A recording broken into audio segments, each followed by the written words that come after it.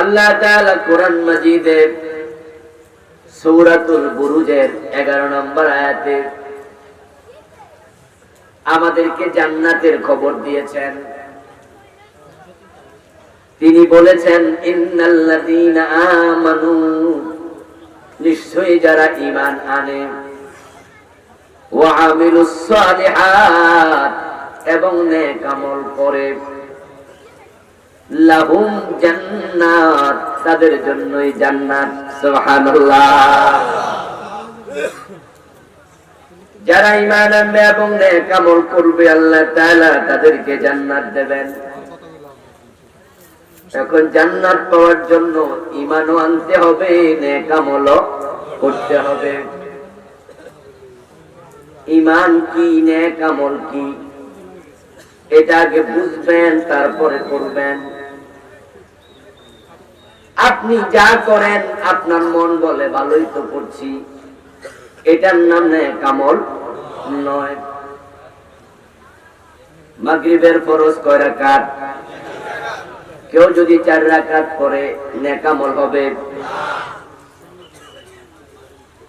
আমার বন্ধু, কোন মানুষ যদি মাগরিবের ফরজ জেনে বুঝে 4 রাকাত পড়ে, তারে 4 রাকাত আল্লাহর কাছে কোন রকমে কবুল হবে নাকি পুরাই বাতিল হবে? আর যে 3 রাকাত পড়েছে তারটা পুরা বাতিল হবে, আমরা এই কথা বলার সাহস আমাদের নাই। কিন্তু 4 রাকাত ওয়ালাটা পুরাই বাতিল, এটা আমরা নিশ্চিতভাবে বলতে পারি। এখন কেউ যদি মাগরিবের ফরজ 4 রাকাত পড়ে, সে দাঁড়ায় আর্গুমেন্ট করে, হুজুর আমি 4 রাকাত পড়েছি, 4র্থ নাম্বার রাকাত আমি তো সোনার বাংলা গান গাই নাই, আমি তো একবার বেশি সূরা ফাতিহা পড়ছি। গত জুমায় তো আমাদের খতিব সাহেব ওয়াজ করছে, কোরআন পড়লে প্রতি অক্ষরে কয় নাকি, তা আমি অপরাধটা করছি কি? 4 নাম্বার রাকাতে আমি তো সূরা ফাতিহা একবার বেশি পড়ছি। আমি যদি মাগরিবের 1 রাকাত বেশি পড়ি, ওই 1 রাকাতে একটা রুকু 2টা সিজদা বেশি আছে না নাই? রুকু সিজদা কি খারাপ জিনিস? বরং হাদিস, মান সাজাদা লিল্লাহি সাজদাতান রাফাআল্লাহু বিহা দারাজা, যে ব্যক্তি আল্লাহকে একটা সিজদা দেয়, তার যে মর্তবা আল্লাহর কাছে আছে, আল্লাহ সেটা 1 গুণ উপরে তুলে দেয়। আমি তো মাগরিবের 4 নাম্বার রাকাতে 2টা সিজদা বেশি দিছি, সুবহান রাব্বিয়াল আলা, সুবহান রাব্বিয়াল আযীম, মোট 9 বার বেশিও পড়ছি। আল্লাহ পুরাটাই বাদ দেবে, অপরাধ কি, খারাপ কি, অসুবিধা কি? আমাদের দেশে যারা বেদাতি আছে, আমরা যখন বলি এই আমলটা বেদাত, তখন তারা কয় অসুবিধা কি, ঠিক না? অধিকাংশ বেদাতি দলিল না পাইলে সর্বশেষ দলিল হলো অসুবিধা কি। এখন উনি যদি বলে অসুবিধা কি, 4 নাম্বার রাকাত আমি কোন অপরাধ করছি, খারাপ কি কাম করছি আপনি দেখান, আমরা তখন বলবো নেক আমল হয় নাই, দেখতে ভালো, কিন্তু আপনার এই আমলটা নেক আমল নয়। কেন? এই প্রশ্নের জবাবে আমরা বলবো, রাসূল সাল্লাল্লাহু আলাইহি ওয়াসাল্লাম মাগরিব পড়েছেন 3 রাকাত ফরজ, উনার সাথে মিলে নাই। তাই আপনি যতই যুক্তি দেন, আপনার আমলটা আল্লাহর কাছে নেক আমল হিসাবে গ্রহণযোগ্য হবে না। নেক আমল কারে কয়? নেক আমল না বুঝার কারণে আমাদের দেশের লোকেরা নামাজও করে সুদও খায়, আসেনি? হজ করে বোনের জমি দেয় না, আসেনি? টুপি মাথার দিয়া ওজনে কম দেয়, আছে না নাই? কত সুন্দর দাড়ি, অত মালে ভেজাল দেয়।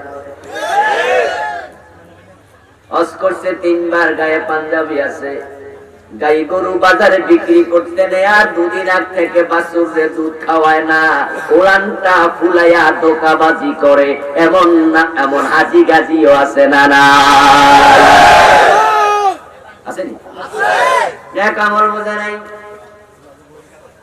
তাই মনে করতেছে নামাজ তো পড়ি, রোজাও তো রাখি। আমার বন্ধু, নেক আমল আপনি যদি না বুঝেন তাহলে তো আপনি ফেল মারবেন। জান্নাতে যাওয়ার জন্য সাবজেক্ট হলো দুটা, ওই দুই সাবজেক্টে আপনাকে পাস করতেই হবে। এক সাবজেক্টে পাওয়া লাগবে 100-তে 100, আরেক সাবজেক্টে মোটামুটি 51 পাইলেই পাস। তবে জান্নাতের সাবজেক্টে 33 নম্বরে পাস মিলে না, 50ও মিলে না। যাদের সওয়াব এবং গুনাহ সমান সমান হবে তাদের জায়গা হবে আরাফে, আর যারা একটু বেশি সওয়াব পাবে তারাই জান্নাত পেয়ে যাবে। আম্মা মান ফাকুলাত মাওয়াজিনুহু ফাহুয়া ফি ঈশাতির রাদিয়া। সুবহানাল্লাহ। আল্লাহ তাআলা বলেন, আমি ওজন করব তোমার নেক, তোমার বদ, তোমার পাপ, তোমার নেক, তোমার সওয়াব আমি ওজন করব। ওজন করার পরে যার নেকের পাল্লা সামান্য ভারী হবে ফাহুয়া ফি ঈশাতির রাদিয়া, সে আরামের ঘর জান্নাত পেয়ে যাবে। আর যার সমান সমান হবে সে আরাফে থাকবে। আর যার নেক কিছু কম হবে, ফাম্মা মান খাফফাত মাওয়াজিনুহু, আমার সাথে পড়ুন, ফাম্মা মান খাফফাত মাওয়াজিনুহু ফাউম্মুহু হাওিয়া। হাওিয়া হলো জাহান্নামের একটা দরজার নাম। জাহান্নামের দরজা হলো, দুজক হলো 7টা দরজা বিশিষ্ট, এইটাকে 7 দুজক বলা হয়।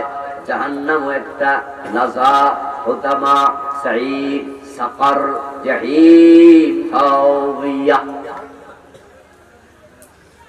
যারা আমলনামায় সওয়াব কম, গুনাহ একটু বেশি, সে হবে হাবিয়া, দুজকি, সে হবে জাহান্নামী।